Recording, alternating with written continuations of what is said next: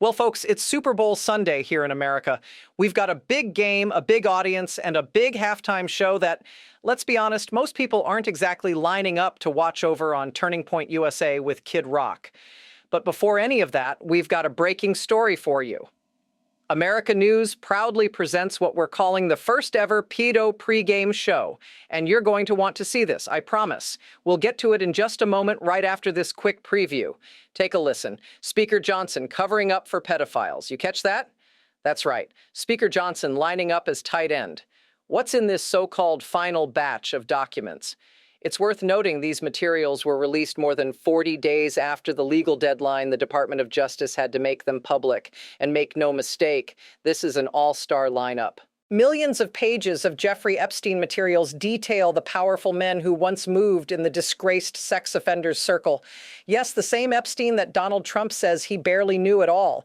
If you didn't already know, the star wide receiver on this pedo pregame show is Prince Andrew. Photos show the former royal on all fours over an unidentified woman. He denies wrongdoing, but British Prime Minister Keir Starmer has called on him to testify before Congress.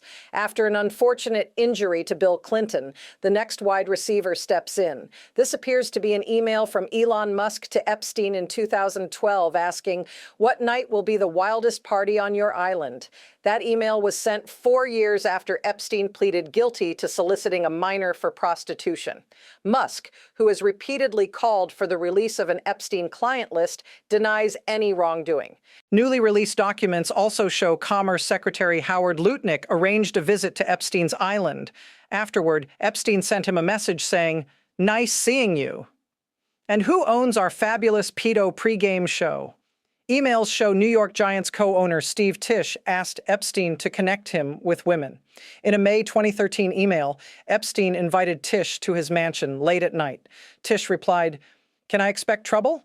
And of course, lining up at quarterback with the most mentions and the biggest stats of all, you guessed it, Donald Trump.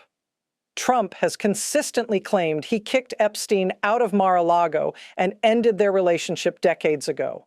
While hundreds of references to Trump appear in the newly released documents, the president says they further exonerate him. Meanwhile, the Wu-Tang Boys teamed up to put an epic video featuring Trump and the Epstein files on a massive billboard. Take a look. That's well done. And I'm willing to bet more people will see that billboard and that video through social media and word of mouth than will tune in for the halftime show with Kid Rock and the clowns over at Turning Point USA. I can't calculate it and I can't cash in on it, but I'd still put money on it being true. Why? Because you're the food you eat and the company you keep.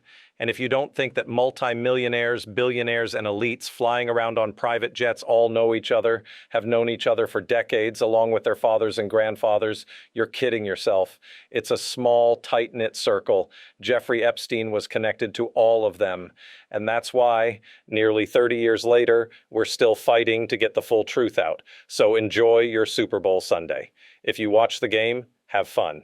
If you don't, go do something else and smile. But stay frosty.